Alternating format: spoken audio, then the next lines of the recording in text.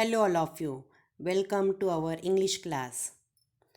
Today we are going to see our Be Smarts, the third part of this lesson.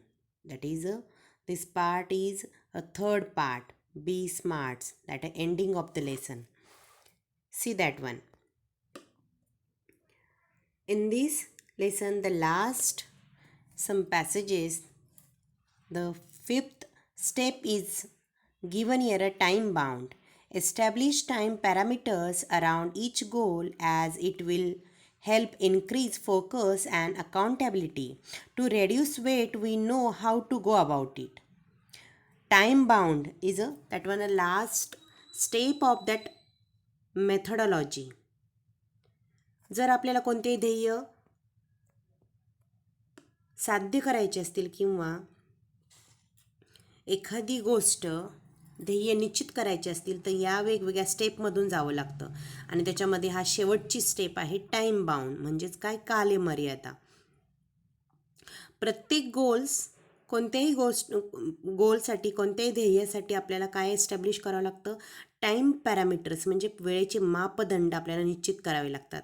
मग आता हे मापदंड निश्चित केल्यानंतर काय होणार आहे, it will help increase focus and accountability. Accountability म्हणजे काय, आपल्याला एक प्रकारची जबाबदारीची जाणीव आपल्याला होते की आपल्याला काहीतरी करायचं आहे, ही जबाबदारी आपल्यावर या वेळेत आपल्याला पूर्ण करायची.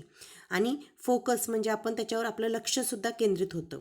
To reduce weight we know how to go about it. For example, जर आपल्याला वजन कमी करायचे असल्यास आपण काय करायला पाहिजे ते आपल्याला माहीत असतं. मग आपण काय करतो, but without consistent time bound action it never becomes a reality.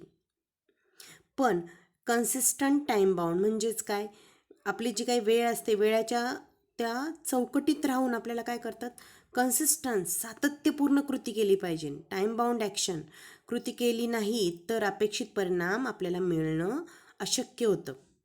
But without consistent time bound action म्हणजेच काय, we have to do a consistent time bound action. आपल्याला सातत्यपूर्ण काय केलं पाहिजे, कृती केली पाहिजे. It may be exercise, diet and stress free thoughts. आपल्याला काय केलं पाहिजे, व्यायाम केला पाहिजे, आहार व्यवस्थित घेतला पाहिजे, डाएट चांगलं पाहिजे आणि स्ट्रेस फ्री थॉट्स पाहिजे. नाही म्हणजे काय, तणावरहित असे विचार आपण केले पाहिजे. All these have to be practised and implemented without hesitation, doubt or indifference but within a deadline.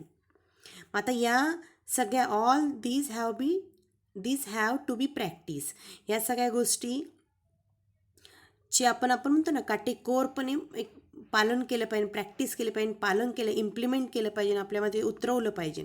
मग आपल्या मनामध्ये कोणत्याही मनाची आपण म्हणतो ना एक दुविधा अवस्था नाही झाली पाहिजे किंवा मनामध्ये कोणती शंका नाही आली पाहिजे, कोणती उदासीनता नको आहे. किंवा ठरवलेली जी काही मुदत असते त्याच ठरवलेल्या मुदतीमध्ये काटेकोरपणे या सगळ्या गोष्टीचं जी डेडलाईन, जी ठरवलेली मुदत आहे त्याच मुदतीमध्ये हे सगळ्या गोष्टी आपण पालन केल्या पाहिजे. देन विजन्स, विशेष, intentions and dreams are all valuable. म्हणजे सगळ्या गोष्टी, विजन्स जो काही विजन आहे, दूरदृष्टी आहे, विशेष इच्छा आहे, इंटेन्शन आहे, काही उद्देश आहे, ड्रीम्स आहे, स्वप्न आहे, हे सगळे मौल्यवान असतात. They spark of imagination and encourage us to define where we want to reach. They spark.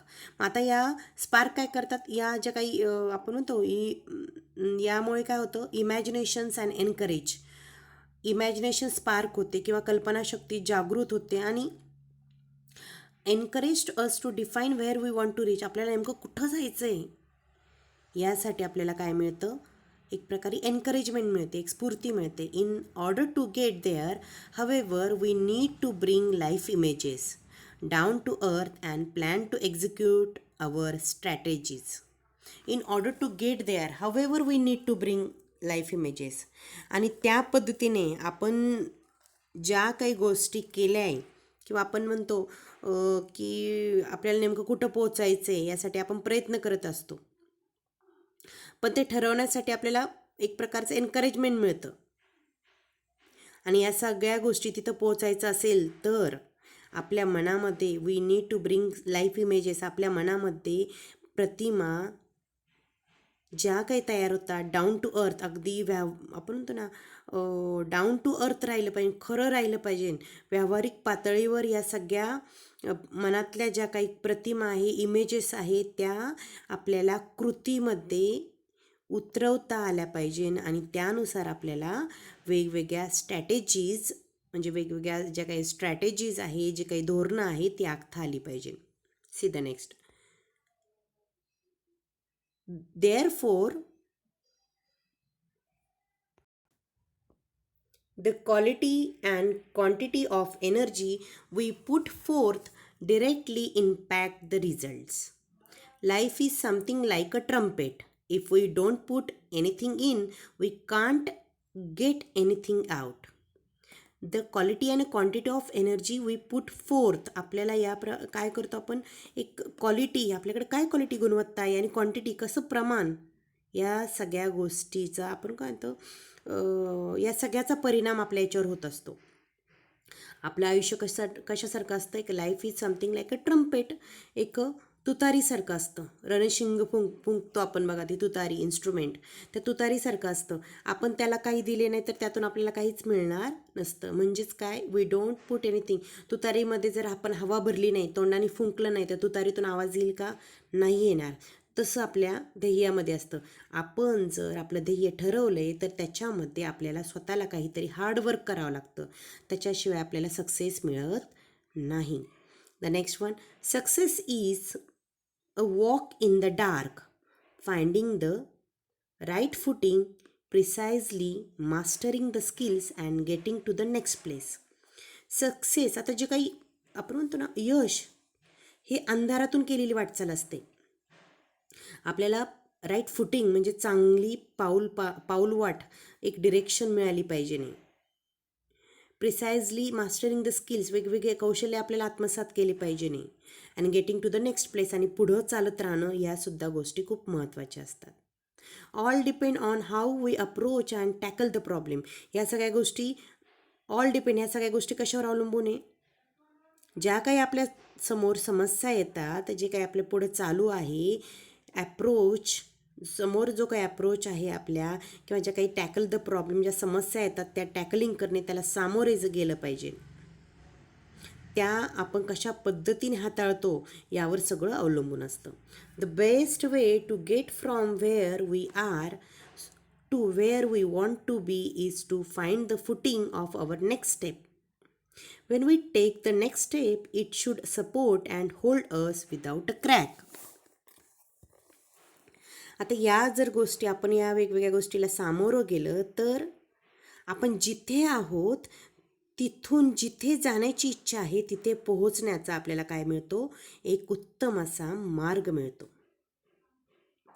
Wien we take the next step, जर आपण पुढे पाऊल टाकतो तर it should support and hold us without a crack.